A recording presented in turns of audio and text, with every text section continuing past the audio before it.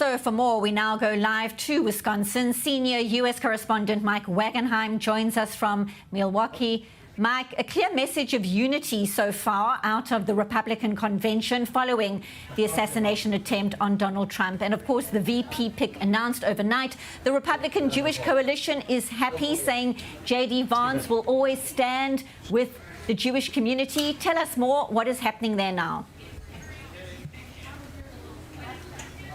Well, that's what the Republican Jewish coalition is saying. On the Democratic side, they're not so happy about the pick based on some of Vance's rhetoric, since he kind of changed his philosophy and became a Trump acolyte. He's got a mixed bag record on anti-Semitism specifically. Vance has gone after the pro-Hamas supporters that have permeated college campuses throughout America. He's used some very harsh language in terms of his feelings toward them, in terms of where they should head, which is out of the country if they're not grateful to be here to begin with, especially those on a foreign visa. However, he's taken to the podium in several places to take up for the likes of Nick Fuentes, a Holocaust denier and an avowed anti-Semite who has a popular platform here in America. He's taken up for Marjorie Greene, a fellow Congress member who's made a number of anti-Semitic statements in the past. So really, it kind of depends on Vance's political viewpoints, it would seem, on exactly where he stands. We spoke earlier today with Mike Lawler, a New York area Congress member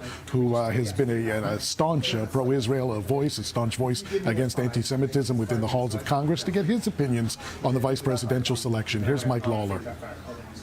I have complete confidence that our ticket will continue to be a staunch defender of the state of Israel and fight back against anti-Semitism. My bill, the Anti-Semitism Awareness Act, was a codification into law of President Trump's executive order from 2019 requiring the Department of Education to adopt the IRA working definition of anti-Semitism and all of its contemporary examples. President Trump is the one who fulfilled the longstanding promise to move the U.S. Embassy to Jerusalem. And we will continue to stand by our ally, Israel. And I'm looking forward to welcoming Prime Minister Netanyahu to Washington next week. And talking of that visit to Washington by Benjamin Netanyahu, the family of American-Israeli hostage Omer Neutra expected to address the Republican convention on Wednesday, urging more action over the 8 American citizens still held captive by Hamas terrorists since the 7th of October. What's expected there? Yeah, Republicans seem like they're confident they can make this a winning issue. The divide on Israel and the Democratic administration, and what they feel has been a weak response to the anti-Semitic protests that have gone on across America, and the Democratic administration's response to it. So we'll not only hear from the Neutra family here tomorrow, later on tonight, we'll hear from the CEO of the Republican Jewish Coalition, Matt Brooks, Lee Zeldin, a former Congress member and gubernatorial candidate from New York, a Jewish leader in the area, will also speak here at the convention. And landing in just a few hours and with a speaking role tomorrow, Shabbos Kestenbaum, a Harvard University graduate who has gone after the university in a lawsuit due to their response or lack thereof to the protests there at Harvard. So it's quite apparent, based on the speakers list and the agenda here, while it won't be a complete focal point, certainly, of the Republican platform over the next few days, they certainly feel they can make this divide a winning issue, and are putting several speakers at the forefront of this particular topic up on the days here over the next few days.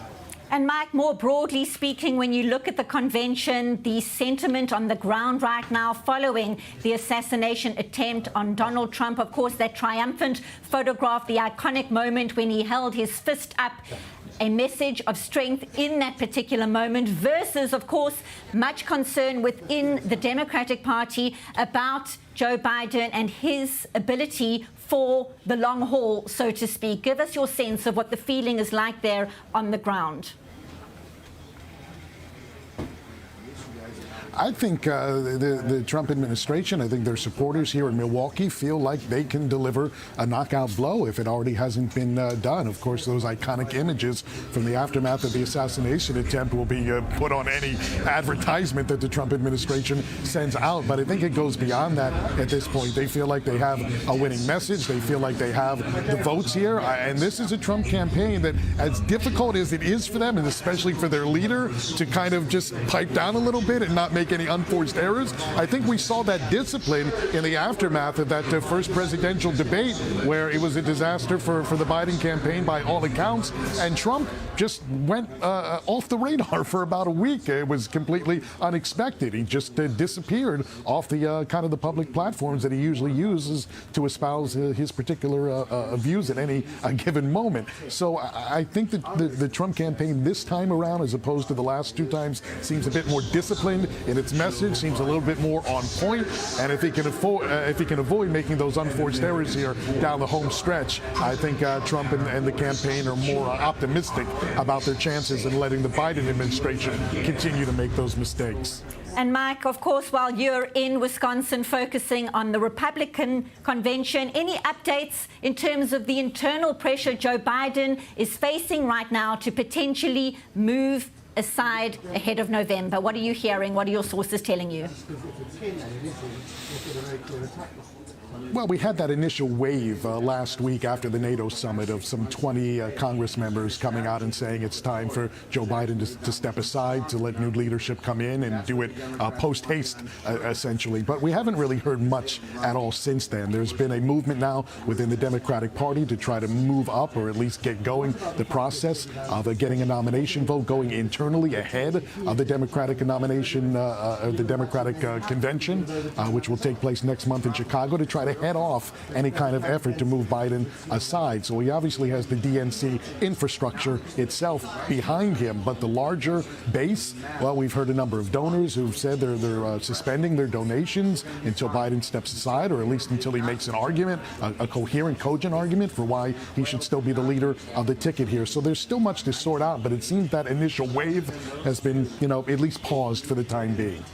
Thank you so much. Senior U.S. correspondent Mike Wagenheim, live from Milwaukee.